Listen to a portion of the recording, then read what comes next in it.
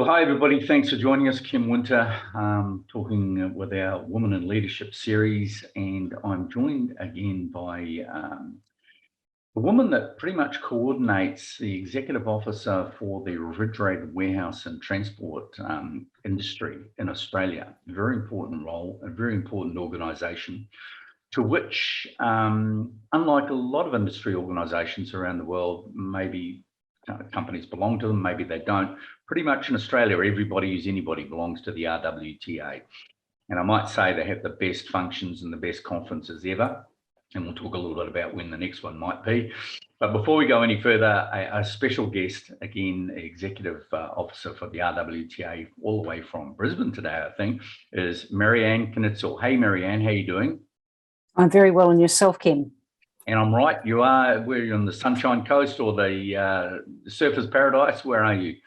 No, I'm north side of Brisbane. So this is, I work out of home. You can see my lovely home in the background with a little bit of green, but very lucky to be in Brisbane at the moment. Good stuff. And we call that the Sunshine Coast because the sun always shines up in Brisbane or Vegas. So, Marianne, to the serious stuff. Look, we spoke last time before the last event, which I hear was extremely successful. You've got another event, I think, coming up around the middle of next year. So you haven't got a date yet, but you anticipate that being around mid-2022, correct? Indeed. It's going to be our 80th conference and exhibition. It's going to be in Sydney, and we're looking at this stage, dependent on COVID and how things open up here.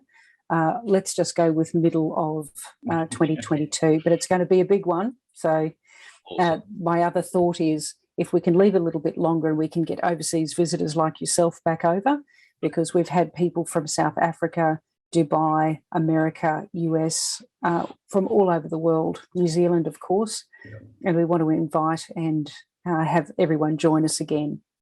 Best events ever. I will be there whenever it is because the borders are opening up. And let's talk to that segue. The lockdown kingdom of the world, Australia, closely aligned with New Zealand, the world's best lockdown periods. And I think or biggest, don't know about the best, but Melbourne in particular, which is 2 states south of where you are in the land of Australia, which is about the same size as America. So it's a big place. Down in Victoria have had more lockdown days during COVID than any other city in the world. How's that played out? It has really affected the workers and the Australian cold chain based in Victoria. It's tough on individuals. It's very tough on companies. And within those lockdown periods, you're also getting workforces that are being cut by 20-25% at times, dependent on where the lockdown is and how severe it is. So it's been really tough, and our cold chain is pretty tired at the moment. And good news is, though, this Friday it's opening up, so they're getting unlocked, so to speak, and they're going to be out and about this Friday, and they're very pleased about that, let me tell you. Incredible. Well, as part of our executive coaching practice, I coach a number of people inside the supply chain, as you may be aware. And I've got to say, I've never seen so much stress and so much hair pulling going on over the last 12 months. It's been very, very tough on the industry, as you say, shortages of labour, challenges of cross-border. Of course, Australia has 5 or 6 major borders in its own, within its own country area, and just the confusion and the machinations of that has caused enormous problems in Australia. Now that things are opening up, there is also a major issue which is really getting into the social fabric of Australia, and that is that there is, I understand just recently, in the last few days, mandated necessary vaccinations for everybody in the supply chain industry or the cold chain industry. Tell us about that. So Victoria has mandated vaccinations for all people in Victoria. And that's it's been quite an aggressive move, which has upset and distressed businesses, because when they've got a certain amount of their workforce that are quite happy to do so, there is going to be a certain percentage that don't, for whatever reason. And so it's called the big resign, where people have just throw up their hands and say, I don't think I can do this anymore, because if you wish to work in the industry, you need to be vaccinated. There's also issues on site where people will say, I'm double vaccinated. How do you protect me if that person over there is not vaccinated? I don't want to work with them. So it's it's quite divisive in many, many ways. And there hasn't been given any soft out for that. So it's not as if you can offer these people, 3 PCR tests a week. There is no option. It's get vaccinated or you don't work. Wow, that's huge. So you have a portion of the workforce saying, I don't feel as if I've got any option but to resign. Yes. Wow. And so when you're working 9 up and minus 26 degrees, these are specialist positions and you don't want to lose those. You've got truckers and they were given weeks. They were told, and there's 200,000 truck drivers in Australia. When you're given a matter of weeks to say you must have your first vaccination or you can't work, that's pretty difficult because they're on long shifts. They can't just stop their truck and wait for 3/4 of an hour. Yes, you can have your appointment made. I had an appointment made to get a vaccination, and 2 hours later I got out. That's with an appointment.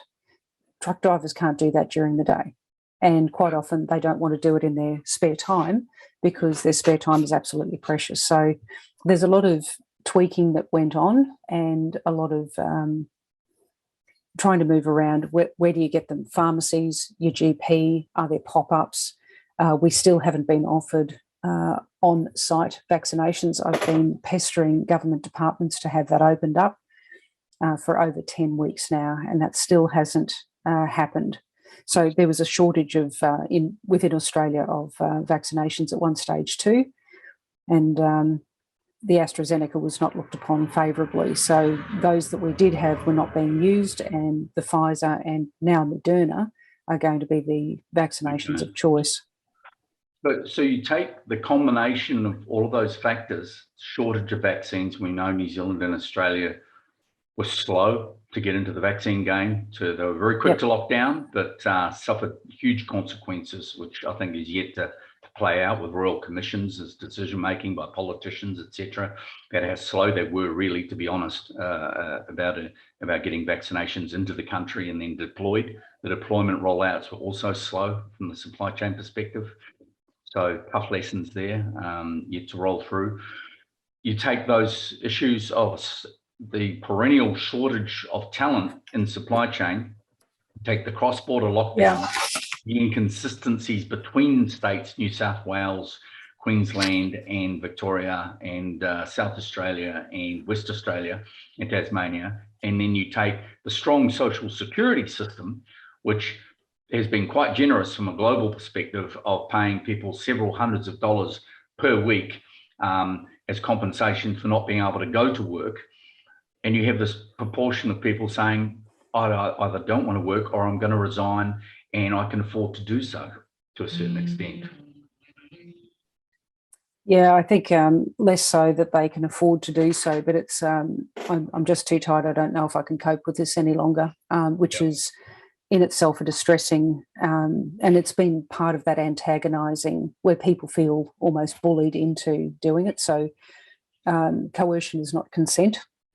And I've said that to government departments before. And is there any way that there can be a softer opportunity for companies to be able to introduce this? But it's been in Victoria hardline, and that's the way it's gone. So it's been very difficult for companies, and particularly when the cold chain supplies food to all over Australia, that creates a lot of issues. Also, if there's COVID on site, and there has been many instances of COVID on site where you have to shut down an entire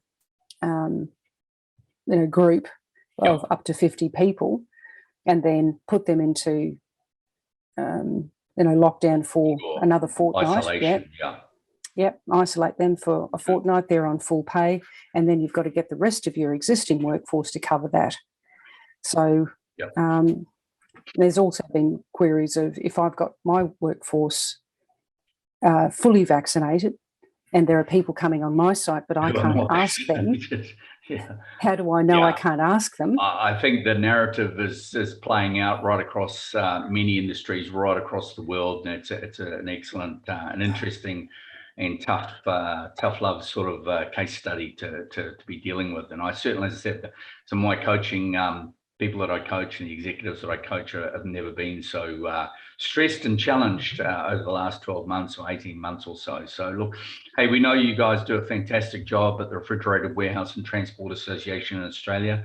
Yourself as the executive officer, Marianne, congratulations to the work that you do. I know there's a lot of pressure and need for support right across the industry. Best of luck with it.